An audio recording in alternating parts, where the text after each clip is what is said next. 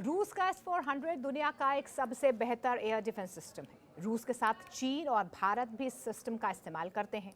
बीते साल ऑपरेशन सिंदूर के दौरान भारत ने इसकी झांकी दिखाई थी। इसके बाद कुछ ही घंटों के अंदर पाकिस्तान घुटनों पर आ गया था। उसने सीज फायर की गुहार लगाई थी। S-400 ने पाकिस्तान की सीमा से करीब 300 किलोमीटर भीतर जाकर, अंदर जाकर उसके एक बड़े वॉक सिस्टम को तबाह कर दिया था। खैर, हम इस जंग की बात नहीं कर रहे हैं। हमारा आज का फोकस S-400 है। भारत ने रूस से इस डिफेंस सिस्टम के 5 स्क्वाड्रन खरीदे हैं। इनमें से 3 की डिलीवरी हो गई है। चौथे की डिलीवरी लेने एयरफोर्स की टीम रूस जा चुकी है। वहीं 5वें स्क्वाड्रन की डिलीवरी भी इसी साल होने की उम्मीद है। भारत इसके अलावा S-400 के ही 5 और स्क्वाड्रन खरीदने की योजना पर काम कर रहा है। इस बीच एक खबर यह भी है कि भारत अपना देसी S-400 बना रहा है और इसका नाम रखा गया है प्रोजेक्ट कुश।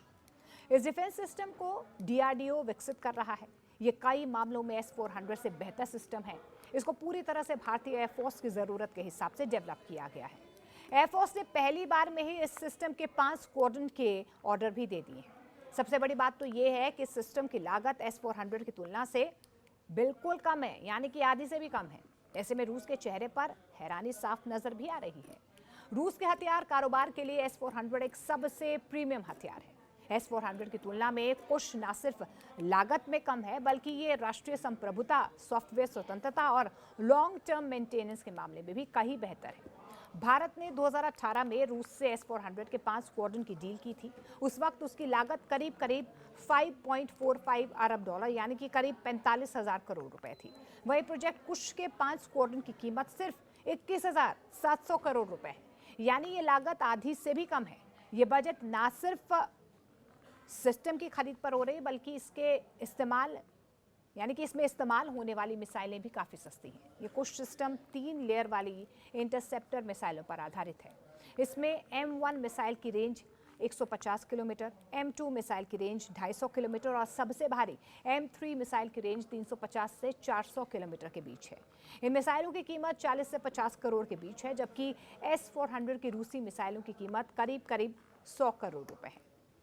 अब दरअसल इन मिसाइलों का उत्पादन भारत डायनामिक्स लिमिटेड कर रहा है, जबकि advance multi function control radar का निर्माण भारत इलेक्ट्रॉनिक्स लिमिटेड कर रहा है।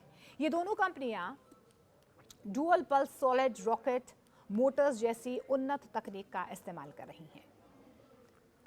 अब पूर्ण सॉफ्टवेयर और टेक्निकल स्वतंत्रता भी कहीं ना कहीं इसमें देखी जा रही है। रूसी सिस्टम S-400 में सोर्स कोड लॉक रहता था। जो सोर्स का कोड है वो लॉक रहता था। इनका उपयोग काफ़ी हद तक विदेशी सप्लायर की मर्जी पर निर्भर करता था। अब कुश प्रोजेक्ट पूरी तरह से स्वदेशी है, मेड इन इंडिया है। ऐसे में एयरफोर्स का मिशन, एल्गोरिदम और कोर सॉफ्टवेयर पर पूरा नियंत्रण यहाँ पर सीधे तौर पर एयरफोर्स को मिलेगा और इससे किसी भी स्थिति में इसमें किल स्विच का खतरा नहीं रहता है।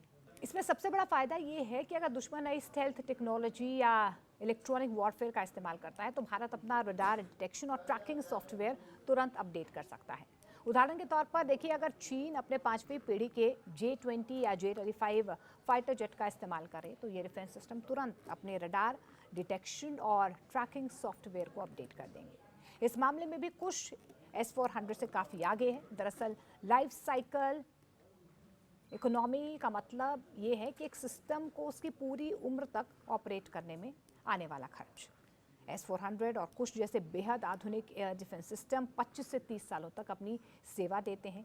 ऐसे में S-400 जैसे विदेश में बनने वाले प्लेटफॉर्म्स के मेंटेनेंस, स्पेयर पार्ट्स और अपग्रेड में बहुत पैसे खर्च होंगे। ऐसे में कई बार पार्ट्स उपलब्ध नहीं होने के कारण पूरा सिस्टम ठप हो जाता है। वहीं कुश का पूरा मेंटेनेंस भारत में ही होगा। इस कारण कुश के ठप होने की संभावना ना के बराबर है।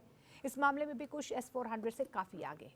दरअसल लाइफ साइकिल इकोनॉमी का मतलब एक सिस्टम को उसकी पूरी उम्र तक ऑपरेट करने में आने वाला खर्च है और S-400 और कुश जैसे बेहद आधुनिक एयर डिफेंस सिस्टम 25 से 30 सालों तक अपनी सेवा देते हैं।